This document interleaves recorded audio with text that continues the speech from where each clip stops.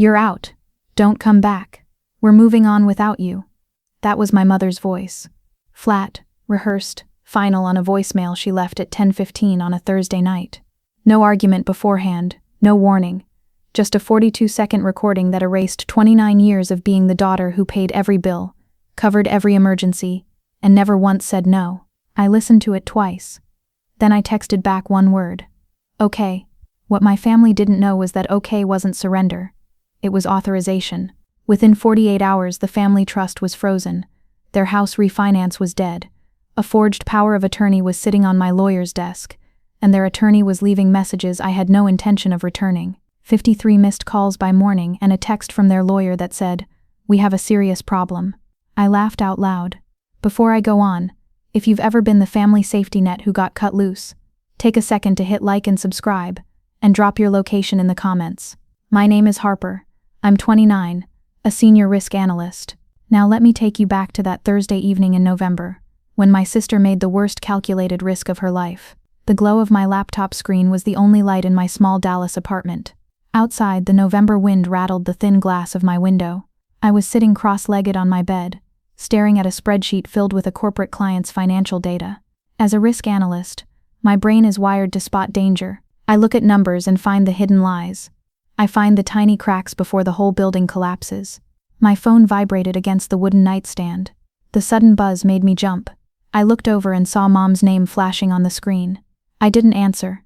I just watched the screen light up the dark corner of the room. My mother rarely called me directly. She usually called my younger sister Chloe. When Mom needed something from me, it was always a quick text, "Call me back," or "Send money, please." But tonight she was calling. When the buzzing stopped, a voicemail notification popped up.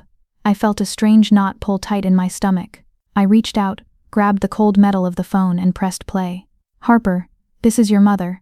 I want you to know that we've made a decision as a family. You are no longer welcome here. Don't come back. Don't make this harder than it needs to be. We're moving on without you." 42 seconds. I watched the playback bar slide from left to right. My breath hitched in my throat. The air in my bedroom suddenly felt freezing. I played it again, leaning closer to the speaker, desperate to hear a reason. "Because you did this," or "since this happened." But there was nothing, just the cold, hard verdict. My thumb shook as I opened our family group chat. The screen loaded, and there it was. A gray system message at the bottom. "You have been removed from this conversation." I stared at the top of the screen. The chat used to be called the Bennett Crew. Now the name had been changed. It read, "The three of us." I set the phone face down on the mattress. A heavy, suffocating silence filled the room, broken only by the muffled laugh track of a sitcom playing in the apartment above me. Someone up there was laughing while my entire family quietly voted me off the island. My mind instantly flashed back to Thanksgiving dinner last year. We were sitting around the oak dining table, the table I had bought for them when they complained about their old one. The house smelled like roasted turkey and cinnamon. Chloe was laughing loudly, waving her phone to show off a picture of her new white SUV. "Isn't it gorgeous?" Chloe had smiled, flipping her hair over her shoulder. Mom was beaming at her, her eyes full of total adoration. "You deserve it, sweetie. You work so hard." I sat at the end of the table, quietly pushing my food around my plate. No one mentioned that I was the one making the $450 monthly payments on that car. Dad was staring at his plate, avoiding my eyes, just like he always did when money was involved. When the garbage disposal broke later that night, Mom didn't ask Dad to look at it. She didn't ask Chloe. She turned to me, her smile dropping into a thin, serious line. "Harper, handle it. Call a plumber in the morning." I always handled it. I was the foundation of the house, invisible until someone needed to stand on me. Now sitting in the dark, the old instincts flared up. My chest ached with a deep, heavy grief. The little girl inside me wanted to call back. She wanted to apologize for whatever invisible crime I had committed. She wanted to patch the crack and keep the peace. I picked up the phone. I opened the text thread with Mom. My thumb hovered over the keyboard. But as I stared at the blank screen, the sadness slowly turned into something else. Something sharp and cold. "We're moving on without you." The words echoed in my head. I thought about my job. In my line of work, a sudden unexplained cutoff is never an emotional accident. It is a strategic move. People don't lock the doors unless they are trying to hide what's inside the house. I lowered my thumb and typed a single word. "Okay." I hit send. The screen showed delivered. Then, nothing. No typing bubbles. No sudden phone call. Just total digital silence. She had expected me to chase her, to beg for my place in the family. She had no script for my acceptance. I wiped a single tear from my cheek. The sadness was gone, replaced by a cold, sharp focus. I pulled my laptop back onto my lap and closed my client's file. It was time to run a risk assessment on my own family. It was time to follow the money. I couldn't sleep, not because of the sadness. The deep, crushing grief would come later, sneaking up around 4 a.m., like a sharp cramp in my chest. No, I couldn't sleep because my brain was doing exactly what it always did under extreme pressure. It went to work. The apartment was dead quiet. The sitcom upstairs had finally stopped. The only sound was the low, steady hum of my refrigerator, and the November wind pushing against the glass. I pulled my laptop closer, the bright blue light stinging my tired eyes, and opened a blank spreadsheet. As a risk analyst, I know that numbers tell the truth when people lie. I created 4 columns. Column A, item. Column B, monthly amount. Column C, duration. Column D, total. Title, Family Financial Obligations. H. Bennett. I started typing. What came out of those columns, line by line, was the actual heavy price of being the dependable daughter. The golden child gets love, the dependable daughter gets the bill. And the bill was so much higher than I had ever let myself believe. I typed the first row. Mortgage on the family house, $2,100 a month. I had been paying it for 4 solid years. I hit the formula key. That alone was $100,800. My fingers hovered over the keyboard. My chest tightened. I remembered the day I signed those papers. I remembered how Mom had smiled, a tight, forced curve of her lips. She hadn't said thank you. She had said, well, it's about time this family caught a break. I swallowed hard and moved to the next row. Health insurance for Mom and Dad. $750 a month for 3 years. That was $27,000. Then came Chloe's car loan. The beautiful shiny white SUV she posted all over Instagram with the caption blessed. I remembered the phone call when she bought it. She had called me from the dealership, fake crying in the bathroom. Heart, please, she had whined, her voice echoing off the bathroom tiles. They won't approve me. The interest rate is insane. If you just co-sign and help me with the first year, I swear I'll take over. I need this for my makeup business. Chloe, I'm trying to pay off my own student loans, I had whispered, hiding in a supply closet at my office. So you want me to ride the bus? Is that it? You want me to look like a failure in front of my clients? The tears had turned to anger in a split second. Mom said you had a bonus coming up. Mom had told her. They had planned it. I typed the number into the spreadsheet, $450 a month for 18 months. She never took over the payments. Then came the emergencies. The sudden disasters that always seemed to strike when I had just saved a little money for myself. I added Dad's back surgery copay. I remembered Mom's panicked, rehearsed voice on the phone. Harper, your father is in agony. We have nothing left. You're our only hope. The roof leak that had to be fixed before winter. Chloe's apartment security deposit when she moved out. Then the penalty fee when she broke the lease to move back home. Then another deposit when she moved out again. The dental bill Mom hid in a drawer until the collection agency started calling. By 1 a.m., I had dragged every hidden memory, every forced guilt trip, and every silent sacrifice onto one bright screen. I highlighted the final cell at the bottom right corner and clicked the sum button. The screen blinked. The number appeared in bold black text. $178,450. I stopped breathing. The air in the room felt suddenly thin. I stared at the screen until the numbers blurred. $178,450. I had contributed more than my entire annual salary over the last 7 years to people who had just cut me off with a 42-second voicemail. A cold sweat broke out on the back of my neck. But the number wasn't even the worst part. The worst part was what I found when I opened my encrypted cloud folder. I have a compulsive habit of keeping records. It makes me good at my job, but tonight it was breaking my heart. I opened the PDFs, reading the fine print of my own life. I was the co-signer on their mortgage. My name was on the deed as the co-owner of the house. Then I opened the final folder, the Grandma Bennett Trust. I closed my eyes, remembering the hospital room 5 years ago, the smell of bleach and old flowers. Grandma's hand felt like dry paper wrapped around mine. She was struggling to breathe, but her eyes were sharp. Harper, she had rasped, squeezing my fingers. Your mother loves money, but she doesn't respect it, and your sister only cares about what the mirror shows her. I'm leaving the fund, $112,000. But I'm making you the sole trustee. Grandma, Mom will be furious, I had whispered, terrified of the conflict. Let her be, Grandma had said, her voice turning hard. Keep the walls up, Harper. You're the only one in this family who understands boundaries. Don't let them bleed this dry. I opened my eyes and looked at the digital trust document. $112,000 for education and medical needs, completely controlled by me. Every single financial thread that held my family's life together ran directly through my name. They had told me to leave the house. They had told me I was out of the family. But they had completely forgotten that I was the foundation holding the entire structure up. I leaned forward and hit print. In the dark corner of my apartment, my little desktop printer hummed to life. The mechanical grinding sounded loud in the silence. It started spitting out page after page of receipts, bank statements, legal contracts, and the heavy spreadsheet. Whir. Click. Whir. The sound of my stolen life piling up on the output tray. I wasn't angry yet. The burning rage would come later. For now the heavy sadness was lifting, replaced by a freezing crystal-clear focus. I gathered the warm papers and stacked them neatly on my desk. For the first time in my life, I wasn't just fixing things. I was fully, dangerously awake. Morning came gray and freezing. November in Dallas felt like stepping into an icebox. I walked to the kitchen on autopilot, the wooden floor cold against my bare feet. I started the coffee maker, listening to it hiss and spit in the quiet room.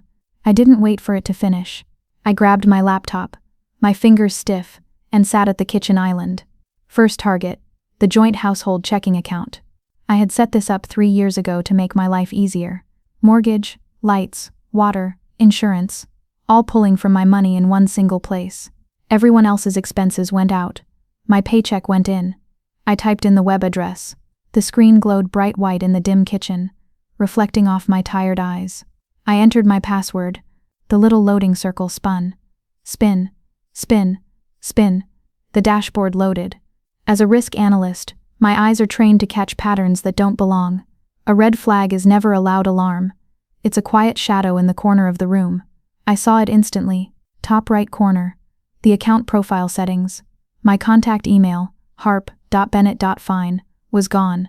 In its place, staring back at me like a stranger standing in my house, was Chloe's email address. My breath caught. Banks don't let you swap an email without a security alert. It's impossible. My heart started beating a little faster, a low steady thud against my ribs. I opened a new tab and logged into my personal email. Inbox, empty. Spam empty. My hand shook slightly as I clicked the trash folder. There it was, buried under junk mail and old shopping receipts. An automated alert from the bank. Your contact information has been updated. I checked the timestamp. Tuesday, 2:14 p.m. 3 days before the voicemail. 3 days before Mom told me I was out. My mind raced, piecing the crime scene together. Chloe had known my old password, a dumb, generic family password I used for a shared Netflix account years ago. She had crept into my account, changed the email, and then logged into my private email just long enough to delete the warning so I would never see it. It was digital trespassing. It felt dirty. It felt like she had climbed through my bedroom window while I was sleeping and gone through my drawers. If she picked the lock on the checking account, what else was she touching? The coffee finished brewing, a loud beep cutting through the silence, but I didn't move. My throat was completely dry. I logged directly into the secure portal for the title company that handled our house. The page loaded slower this time. I watched the green bar crawl across the screen, my chest tight with a sickening dread. The portal opened. Right there, sitting at the top of the pending queue, was a new file, beneficiary amendment, and quitclaim deed, confirmation pending. I clicked the file. The form requested my complete removal from the property deed. It was a formal surrender of my ownership rights, handing everything over to Evelyn Bennett, effective upon approval. Real estate isn't like a streaming password. You can't just email a form to steal a house. In Texas, a quitclaim deed requires a notarized signature. You have to show a government-issued ID to a professional. I clicked the attached PDF, my eyes scanning the document like a detective walking through a broken-in home. I scrolled down to the signature line. There was my name, but it wasn't signed in wet ink. It was electronically stamped by an online e-notary service based in a completely different state. I zoomed in on the signature. 150%. The black pixels blurred, then sharpened. My stomach dropped into a bottomless pit. The cold in the room suddenly felt like freezing water pumping through my veins. Someone had dug up an old PDF of a cheap college apartment lease I signed years ago. They had cropped my signature out of it and pasted it onto a forged power of attorney document. This fake piece of paper gave Chloe Bennett the legal right to act as my authorized real estate agent. She had used that fake document to trick a careless, low-tier online notary into rubber stamping the deed change. The slant of the signature was perfect. The size was exactly right, but the capital B in Bennett was wrong.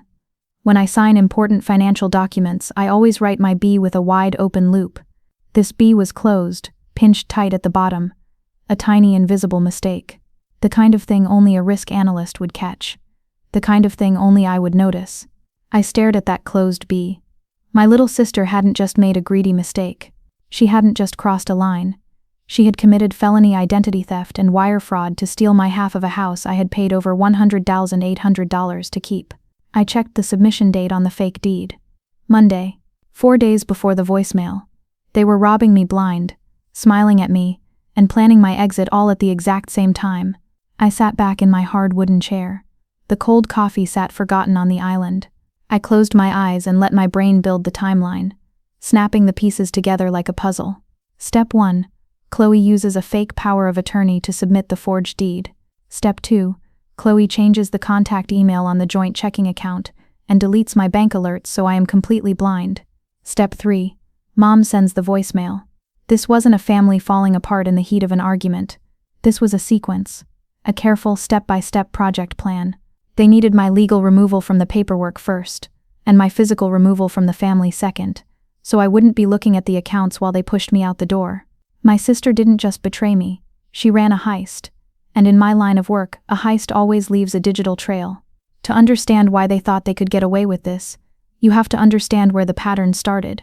Not the voicemail. That was just the ending. The real beginning was much quieter. The beginning was a hot kitchen in July. I was 15. Chloe was 11. The Texas heat was pressing against the windows, and the ceiling fan was ticking in circles, barely moving the air. Mom and Dad sat us down at the sticky dining table to explain the summer plan. Chloe was going to an overnight art camp, 5 weeks, $400. I would stay home. I would watch her during the mornings before camp started, and after she got back, I would cook lunch, do the laundry, and make sure the house didn't burn down while Mom and Dad worked. I looked at my hands in my lap. Can I go to the math camp? I asked quietly. There was a summer program at the community college.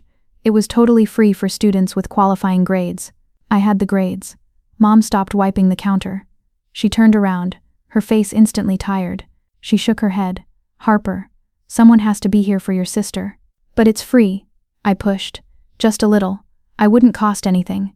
Mom sighed, a heavy sound that made me feel like a burden. Harper, you're the older one. You understand. We can't be in 2 places at once. I understood. I swallowed the lump in my throat. I understood that Chloe got a summer of painting and making friends, and I got a summer of chores. I understood that my straight-A report card wasn't a source of pride, it was just a forecast of future income. When I made the honor roll that fall, Mom didn't hug me. She just looked at the paper and said, "Good, keep it up. One of you needs to make real money someday." Not, "I'm proud of you," just, "You'll be useful later." That same year, Chloe bombed her 7th grade final exams. The whole house went into emergency mode. Dad took her out for ice cream. Mom sat with her on the sofa for an hour, stroking her hair. I was standing in the dark hallway, listening. I heard Mom's soft, sweet voice. "You're more than a test score, baby. You are so special." Nobody ever said anything like that to me, not because I was failing, but because I was never allowed to need comfort. I was the strong one, the steady machine. Mom actually told me that directly once. It was my sophomore year of college. I called her crying because I was working 2 jobs and studying until 3 a.m. I told her I felt overwhelmed. The phone line was quiet for a second. Then she said, "You're the strong one, Harper. Chloe needs me more." 7 words. I carried those words like a heavy brick in my chest for a decade. That brick only got heavier when my first real paycheck arrived. I was 23 years old. I had just graduated. My student loans were already growing with interest, and my starting salary at a consulting firm expected 50-hour work weeks. I looked at the deposit on my phone on a Friday in June. I felt so proud. I finally had my own money. That pride lasted exactly 5 hours. Mom called that evening. Her voice was high, tight, and panicked. Dad had thrown out his back at a construction site. He wasn't eligible for workers' comp because he was technically an independent contractor. The hospital bill was $2,500. "Harper, we have nothing," Mom cried into the phone. "They're going to send it to collections, please. You're our only hope." I sent the money that night. I didn't even hesitate. 4 weeks later, the phone rang again. This time, Chloe needed a security deposit for her first apartment.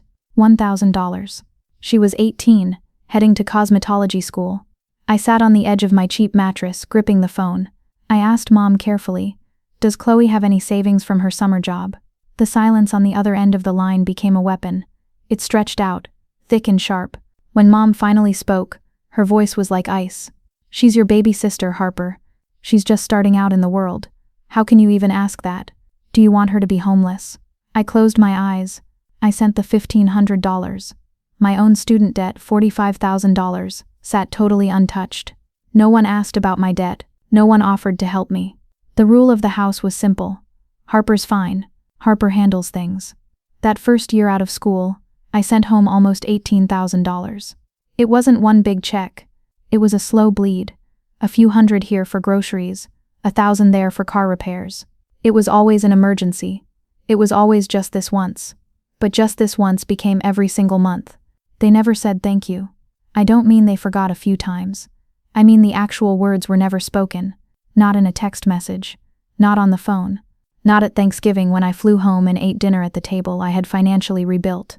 My birthday that year? Mom completely forgot. She didn't call. Instead, she posted a throwback photo of Chloe on Facebook that same week, calling her my greatest joy. When Chloe's birthday came around 2 months later, they threw a huge party at the house. Mom called and asked me to order a custom cake from a fancy bakery downtown and pay for it. I did. The last month of that year, my checking account was completely empty. I ate nothing but cheap salty ramen noodles for 12 days straight. My stomach cramped, my head pounded, and I was so tired I could barely focus on my spreadsheets at work. But I didn't tell anyone. I knew if I told Mom I was starving, she would roll her eyes and say I was being dramatic, and I believed her.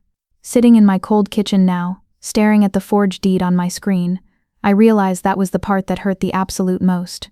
I had believed her. 4 years before the voicemail, the real trap was set. I was sitting at my desk at the firm. It was 8 p.m. on a Tuesday. The office was completely empty, and the city lights of Dallas were glowing outside my large glass window. My phone lit up on my desk. "Mom," I answered, rubbing my tired eyes. "Hey Mom, is everything okay?" "Harper, honey, I have wonderful news," she said. Her voice was bright, singing with a forced, sugary sweetness that instantly put my nerves on edge. "Your father and I found a family opportunity.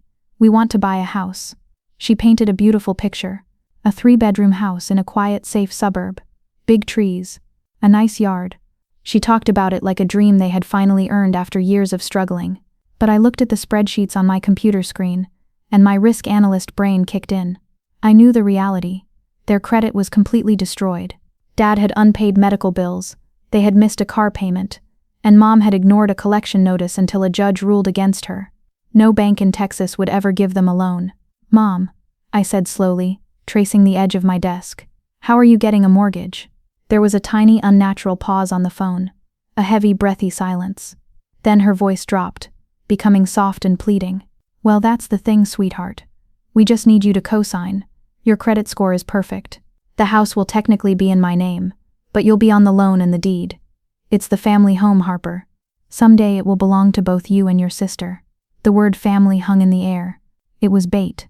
Every alarm bell in my head screamed at me to say no.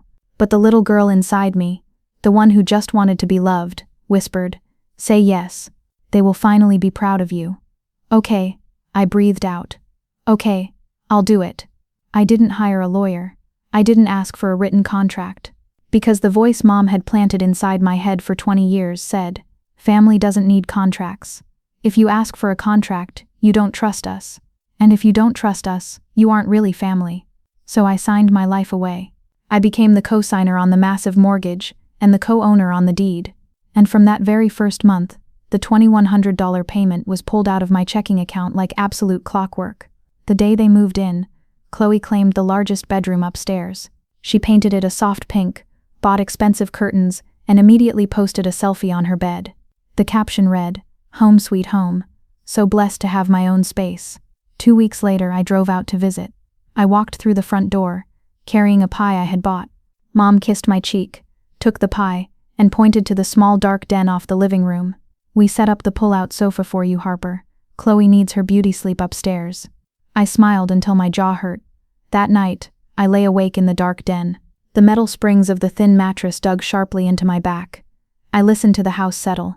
I was paying $2,100 a month for a house where I had to sleep on a cheap couch. But the deepest crack in the foundation didn't show up until 8 months before the voicemail. I was visiting for the weekend. It was late at night. I walked out of the den to get a glass of water from the kitchen. The hallway was completely dark. As I stepped closer to the kitchen, I heard voices. Mom and Chloe. They were whispering over the kitchen island, the soft clink of ice hitting glass. I stopped. I froze in the shadows, holding my breath. "Once we refinance this place, we can pull some cash out of the equity," Mom was saying, her tone low and serious. "You can finally launch that boutique idea, Chloe." "But what about Harper?" Chloe asked. Her voice didn't sound worried. It sounded annoyed. "She's on the deed. She's going to see the paperwork." "Don't worry about Harper," Mom said sharply. "I'll handle her." My heart dropped into my stomach. "Handle me?" She said it the way you talk about a pest problem. The way you talk about a broken appliance. I didn't step into the light. I slowly backed away, my hands shaking so badly I had to press them against the wall to keep my balance. I went back to the den, pulled the thin blanket to my chin, and told myself I had misheard them. But deep down, the analyst in me knew exactly what I had heard. They were planning a robbery, and the reason they were so desperate for cash was because of my grandmother. Grandma Bennett had passed away 5 years ago. She was a sharp, tough woman until the very end. 3 months before she died, she updated her trust fund. She left $112,000 to the family, but she put very strict legal locks on it. The money was only for education and medical emergencies. And she named one sole trustee to manage every single penny. Me. Not Mom. Not Chloe. Me. I remember the car ride home after the lawyer read Grandma's will. The silence in the car was thick and furious. Mom stared out the passenger window, her jaw locked tight. "Your grandmother didn't understand how things work in the real world," Mom finally hissed, not looking at me. "That money should be managed by the family together. I am the family." The trust sat quietly in the bank for 4 years. Then Chloe came calling. She wanted $20,000 for a business venture, an online resale shop she had seen a teenager do on social media. She called me on a Tuesday afternoon. "It's a sure thing, Harp," she promised, talking fast. "I just need the startup cash. Transfer it by Friday." "Chloe, do you have a business plan?" I asked, pulling up the trust documents on my screen. "Sales projections? A registered LLC?" "Just vibes and a link to a wholesaler." She laughed. "Come on, don't be a buzzkill." "I can't do it, Chloe," I said gently. "The trust is legally bound. Education and medical only. It's not a piggy bank for a startup idea with no structure. It's my legal duty to protect the money." Chloe went totally silent. Then the fake tears started. "You're just jealous," she cried, her voice turning nasty. "You've always been jealous of me." She hung up. 10 minutes later, Mom called. "Your grandmother would have wanted to help your sister," she yelled. "You're being cruel and controlling, Harper. Release the money." "I am following the law, Mom," I said, my voice shaking but holding firm. Chloe didn't speak to me for 3 months after that. During that time, the poison spread. I found out from a cousin that Chloe was telling the entire extended family I was hoarding Grandma's money. She told them I was probably spending it on expensive dinners and secret vacations. I became the villain of the family. I never tried to correct the rumors. I was just too tired of fighting ghosts. But I didn't realize that their anger over the trust was the final spark. That was the moment they decided I was no longer a useful machine. I was an obstacle, and obstacles needed to be removed. But here is the detail that changed everything. The piece of the puzzle I didn't realize would become my only shield. 3 months before the voicemail, Chloe had called me. It was a Tuesday evening, and her voice was completely different from our last fight. It was warm, soft, and almost sweet. The kind of tone she used when we were kids playing in the backyard, right before she asked to borrow my favorite toy. "Hey, Harp," she had sighed into the phone. "I just want to clear the air. I hate that we're fighting." We talked for 45 minutes. I was sitting at my kitchen island, staring out at the dark parking lot, desperately wanting to believe her. I wanted to believe that my little sister missed me. But as a risk analyst, I know that people don't change their behavior without a reason. At one point, the conversation drifted to the house, and Grandma's money. Her guard dropped. Or maybe she just got careless because she thought she had finally buttered me up enough. It's just so much pressure on you, isn't it? Chloe said, her voice dripping with fake sympathy. Managing all the family stuff. Honestly, Harp, I just need you out of the trust and off the deed. Then everything gets simpler for everyone. You wouldn't have to worry anymore. She said it like it was totally reasonable. Like asking me to step away from my own legal assets and a house I paid for was a massive favor she was doing for me. What my sweet sister didn't know was that I was recording the call. I live in Texas. Texas is a one-party consent state. That means as long as one person in the conversation, me, agrees to record it, it is 100% legal. No warning beeps. No permission needed. I didn't do it to trap her. My phone was just set up to auto-record important calls as a professional habit. In my job, people lie about numbers all the time. I learned early on to keep receipts. As Chloe spoke freely into a legally admissible microphone, a cold chill washed over my arms. I didn't argue with her. I just quietly agreed to think about it, and hung up. Then I saved that audio file in 3 different places. My encrypted cloud, a hidden USB drive, and an email to myself with the subject line, just in case. Now the in case was here. That same Friday morning, just hours after I found the forged deed on my computer, I walked into my office. The consulting firm was bright, sleek, and filled with the quiet hum of expensive air conditioning. Usually I loved the sharp, professional energy of this place. Today the fluorescent lights just made my eyes burn. I must have looked like I had slept inside a paper shredder. My hair was tied back in a messy knot. My skin was pale, and my hands were still slightly shaking. I sat at my desk and opened my laptop. The spreadsheet was still up. Family financial obligations. H. Bennett. The massive total, $188,000, sat bolded at the bottom, glaring at me like a warning sign. Julian Hayes noticed me before I even took my coat off. Julian was senior to me by 8 years. He was a CPA with a calm, deep voice and the kind of steady, grounded presence that made panicked clients feel safe handing over their ugliest, most broken numbers. He was wearing a crisp blue shirt, holding his morning coffee. He stopped at the edge of my desk. He didn't say good morning. His eyes scanned my face, taking in the dark circles under my eyes and the tight line of my jaw. Then, his gaze dropped to my glowing laptop screen. For a few seconds, neither of us spoke. The quiet click-clack of keyboards echoed from the other desks around us. Julian looked at the spreadsheet, then slowly back up at me. His voice was very quiet, meant only for me. Harp, I don't want to overstep my bounds here, but that spreadsheet, is that money you are owed, or money you gave away? I looked at him. My throat tightened so hard it actually hurt. For 29 years I had hidden my family's ugly secrets. I had patched the holes, paid the bills, and smiled through the pain. But looking at Julian's calm, non-judgmental face, the dam finally broke. I told him everything. I kept my voice in a low whisper, but the words poured out like a flood. The cold voicemail, the house I paid for but couldn't sleep in, the locked trust fund, the forged power of attorney, the fake online e-notary, my sister stealing my identity. Julian didn't gasp. He didn't shake his head in disbelief or tell me I was crazy. He just went completely still. And when Julian Hayes goes still, it means his brain is doing math. 12 agonizing seconds passed.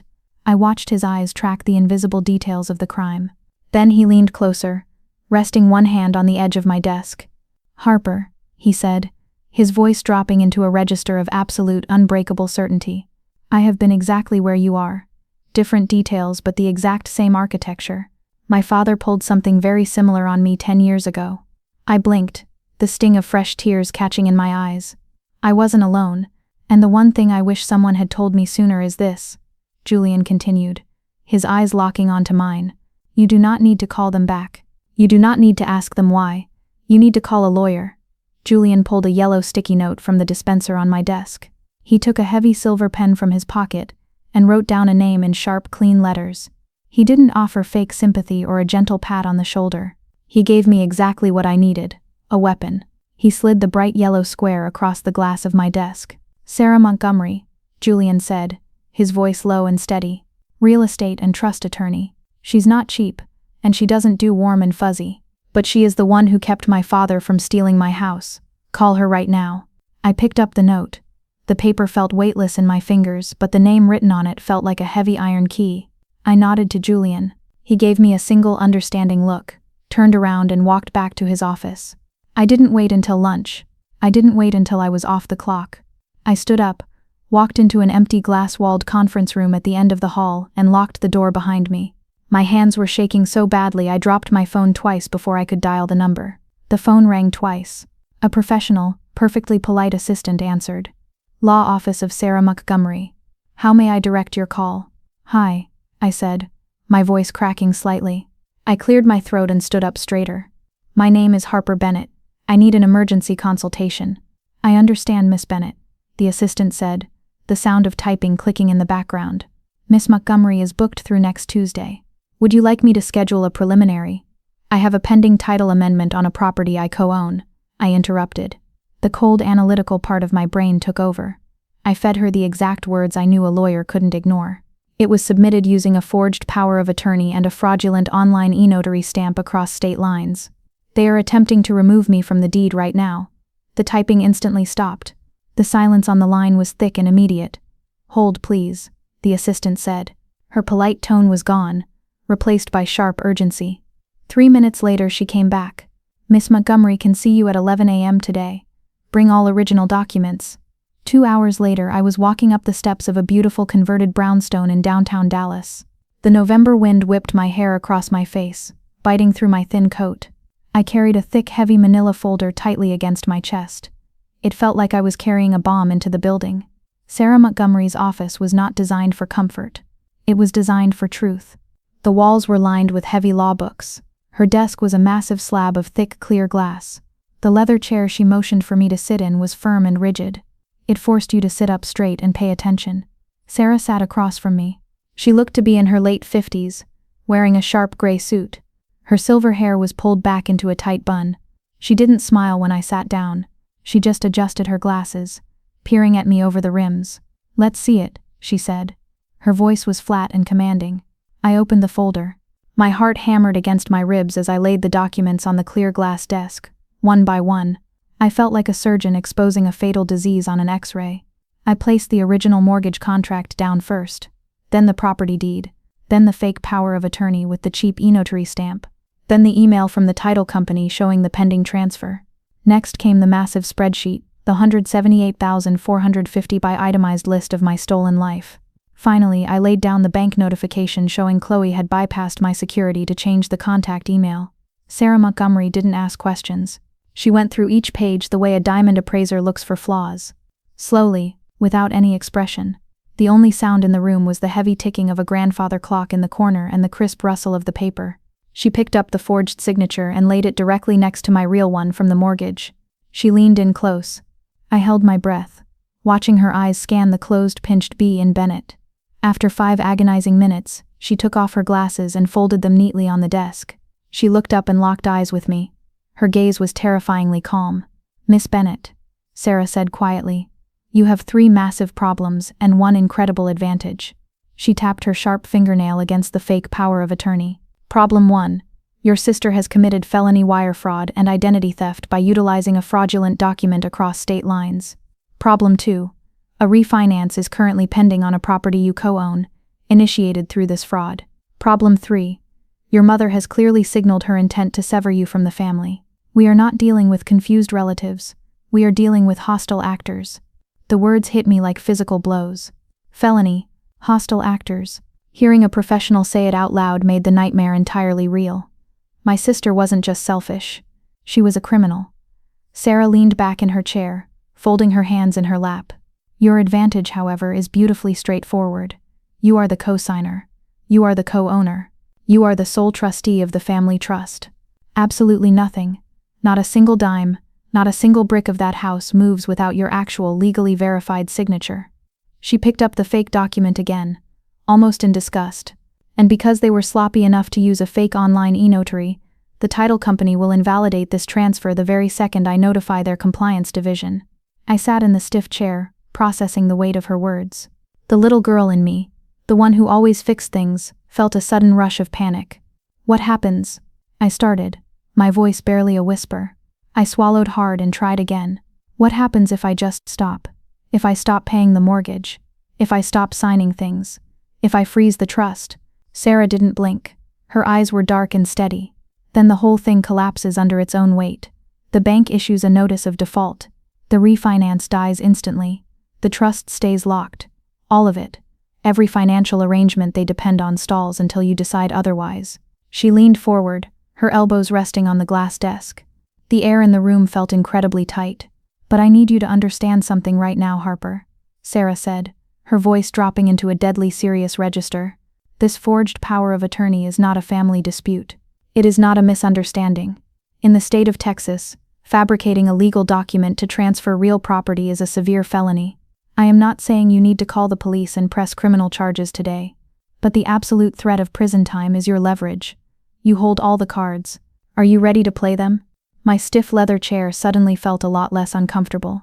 The panic that had been squeezing my chest all morning slowly evaporated, replaced by something much colder. Survival. By Monday afternoon, Sarah and I had built the battle plan. The glass walls of her conference room felt like a war room.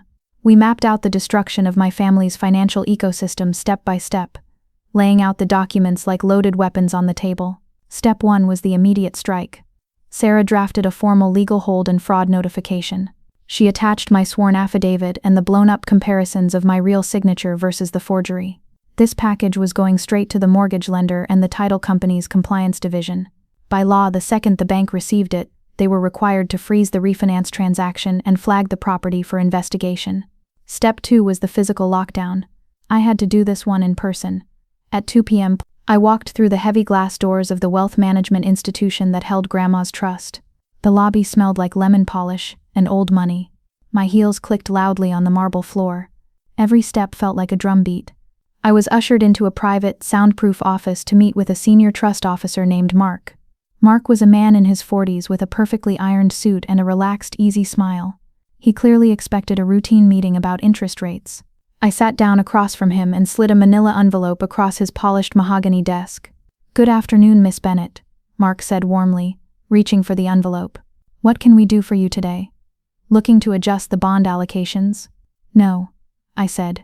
My voice was completely flat.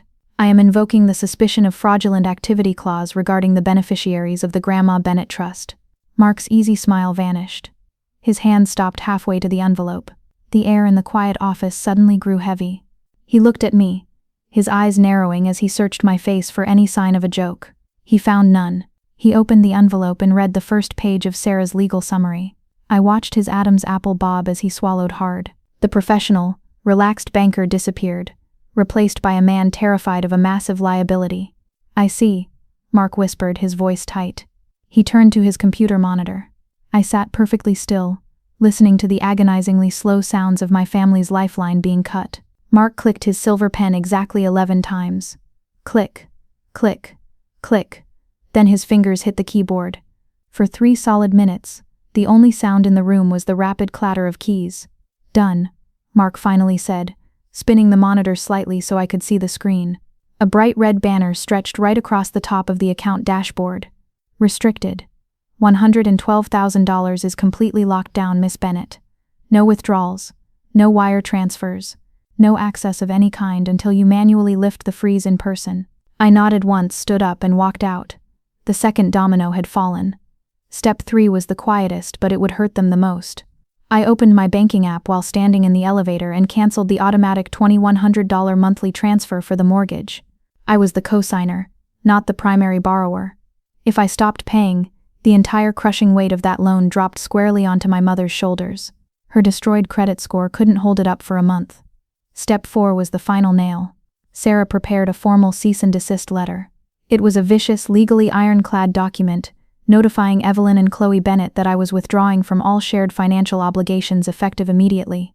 It explicitly stated that any further attempts to forge my name or alter legal documents would result in an immediate referral to the district attorney for criminal forgery. Before Sarah pressed send on the emails, I hesitated. I looked down at the thick black pen sitting on the glass desk, waiting for my final authorization signature. "If they lose the house," I started. My voice suddenly tight. A phantom wave of the old guilt washed over me. I pictured Dad's tired face. I pictured Chloe's decorated pink bedroom being boxed up by movers. Sarah didn't blink. She leaned over the desk, invading my space, her eyes piercing straight through my hesitation. "Harper, listen to me," she commanded softly. "They told you to leave. You are simply doing what they asked. You are leaving. You are not taking the house from them. You are removing yourself from a massive loan that they cannot service without using you as a pack mule." She tapped her finger on the glass, right next to the pen. "If removing your money causes the house to collapse, the structure was never sound to begin with. And let's be crystal clear about the reality.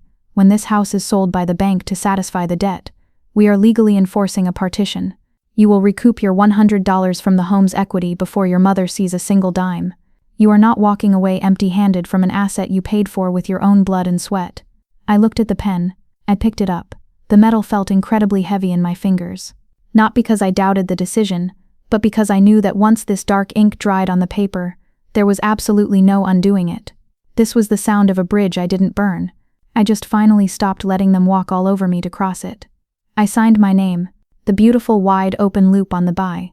By Wednesday at 5 p.m., Sarah's paralegal had sent the missiles.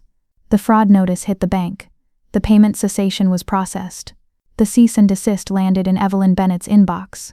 20 minutes later, the mortgage lender responded to Sarah. "The refinance transaction is frozen, pending a full internal fraud investigation. The deed amendment has been voided." I left work at 6 p.m. and walked to my car in the parking garage. The concrete structure was hollow, freezing, and echoing with the sound of distant engines.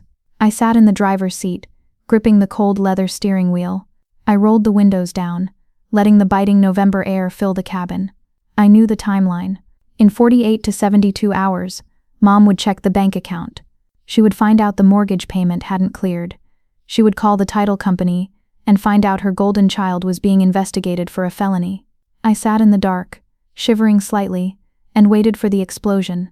It took exactly 55 hours. Friday morning at 7:14 a.m., my phone sitting on the bathroom counter started vibrating. The buzzing was violent, vibrating against the porcelain. I just stood in the doorway and watched the screen light up the dark room. 22 missed calls from Mom, 11 from Dad, 16 from Chloe, 4 from a number I didn't recognize. 53 total missed calls. I unlocked the screen. The text messages were stacked up like red bricks, heavy and frantic. "Mom, Harper, call me right now. This is not a game. Chloe, Harp, what did you do? The refinance is frozen. They said your lawyer sent something. Answer the phone. Dad, honey, please call back. Your mother is very upset. We need to fix this." Then, I opened my email. Sitting at the very top of my inbox was a message from the unknown number. It was from Richard Vance, attorney at law, representing Evelyn Bennett. I read the preview text on the screen. His tone was tight, stripped of all legal confidence. "It has come to our attention that several extreme financial actions have been taken. We would like to arrange an immediate conversation. We have a serious problem." A slow, cold smile spread across my face. I didn't reply to my mother. I didn't reply to my sister. I hit forward on the lawyer's email and sent it directly to Sarah Montgomery. I typed a forward message. "Let's schedule the meeting." Chloe didn't wait for the lawyers to set up a meeting. My phone screen lit up again, the harsh glare cutting through the dim light of my apartment. The texts from her started rolling in, rapid fire, pinging every few seconds. "Harp, I don't know what you told the bank, but you need to undo this right now." 4 minutes later, "Mom is spiraling. Her blood pressure is through the roof. Answer me." 14 minutes later, the tone shifted. The anger turned into a desperate fake sweetness. "This isn't about you and me, okay? We can fix our stuff later. But you're putting Mom and Dad in a really dangerous spot. They could lose the house." Then, the final manipulation.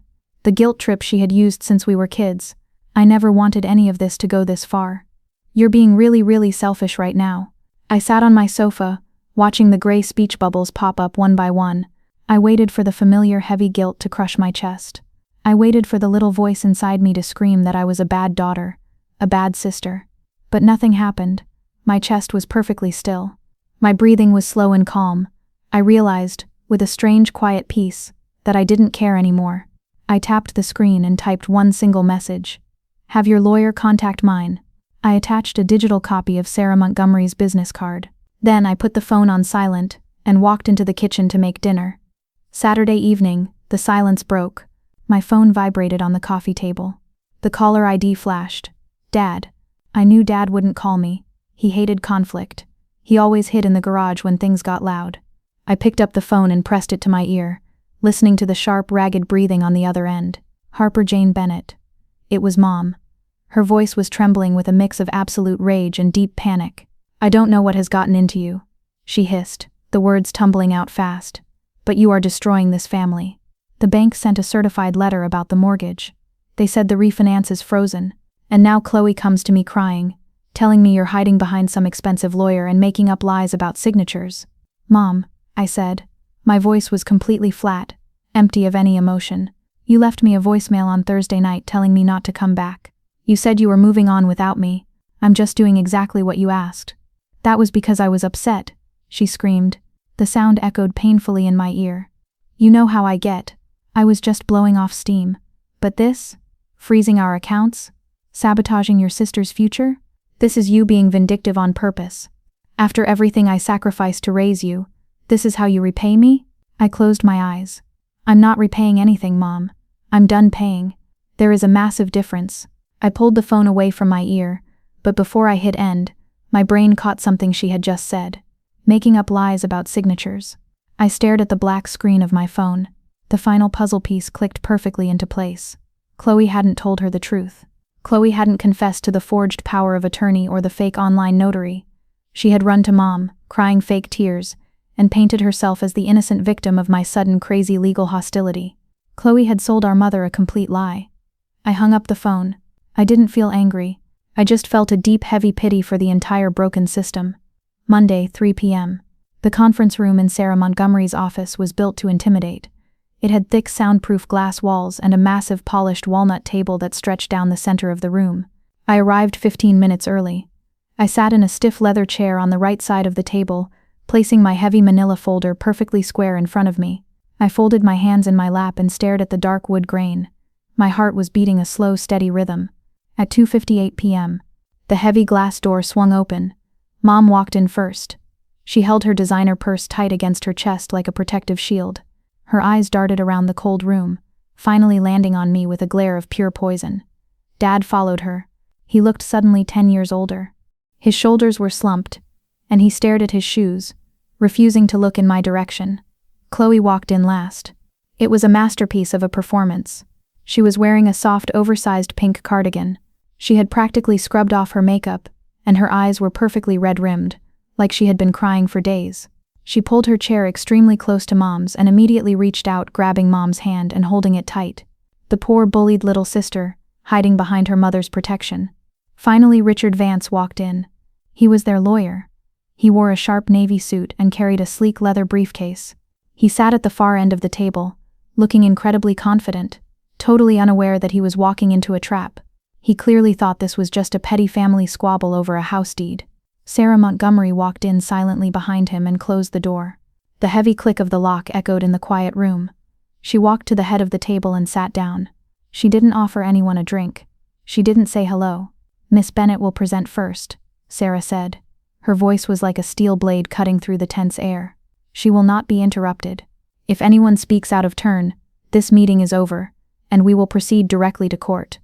Richard Vance blinked, surprised by the aggressive opening, but he nodded slowly. Mom tightened her grip on Chloe's hand. I took a deep breath. The air in my lungs was freezing cold. I opened the heavy manila folder. The quiet rustle of paper filled the room. "I'll start with a number," I said, my voice remarkably steady. I pulled out the spreadsheet and slid it across the smooth walnut wood, straight into the center of the table. The white paper glared under the bright lights. $178,450, I read aloud, looking directly at my mother. "That is what I have contributed to this family over the past 7 years. Mortgage payments, car loans, medical emergencies, and insurance." Mom's eyes moved down the itemized page. I watched her throat swallow hard. The color slowly drained from her cheeks. She opened her mouth, her jaw tightening to spit out an excuse. Sarah raised one single sharp finger. "Mrs. Bennett," Sarah warned, her eyes flashing dangerously over her glasses. "You will have your turn." Mom snapped her mouth shut. The silence in the room grew heavy, thick with the smell of expensive perfume and sudden creeping fear.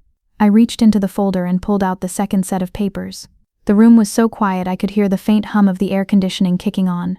I slid the papers to the center of the table, placing them right on top of the spreadsheet. On the left side of the page is my real signature from the original mortgage contract. I said, my voice steady and cold. On the right is a power of attorney submitted to an online e-notary. It grants Chloe Bennett the legal authority to sign a quitclaim deed on my behalf, handing my half of the house over to Evelyn. I looked directly at Richard Vance. The confident lawyer was already leaning forward, his eyes locked on the paper. I did not sign this document, I told him, keeping my eyes completely locked on his. I did not authorize it. It is a fake. The form was stamped by a cheap digital service in another state, known for skipping ID checks, and it was submitted to the title company exactly 4 days before I was removed from the family group chat and told to never come back. Richard Vance's lawyerly mask completely vanished. His jaw tightened into a hard knot. He looked at the fake signature, then at me, then slowly at Chloe. Chloe panicked. She let go of Mom's hand, her chair squeaking loudly against the floor as she pushed back. That's insane," Chloe cried out, her voice cracking. Real fear was bleeding through her fake tears now. "I didn't forge anything. Mom. She's lying. Harper is manipulating the whole situation. She's just making herself the victim because she wants the house." "Chloe." My voice sliced through her crying like a knife. "Before you finish that thought," I said, "I want everyone in this room to hear something."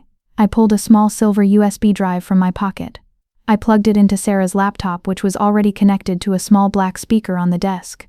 "The state of Texas is a one-party consent state for recording," I announced to the room. I looked at Richard Vance. "This is a legally admissible audio recording of a phone call between my sister and me. It took place 3 months ago." Chloe's face went completely white. All the color drained from her cheeks, leaving her looking like a ghost. She opened her mouth, but no sound came out. I clicked play. A tiny burst of static hissed from the speaker. Then Chloe's voice filled the cold glass room. It sounded warm, sweet, and incredibly careless. "Honestly, Harp, I just need you out of the trust and off the deed. Then everything gets simpler for everyone." I hit pause. The audio stopped. No one moved. The silence that followed was the heaviest thing I had ever felt in my life. It wasn't just quiet. It was the sound of a family completely falling apart.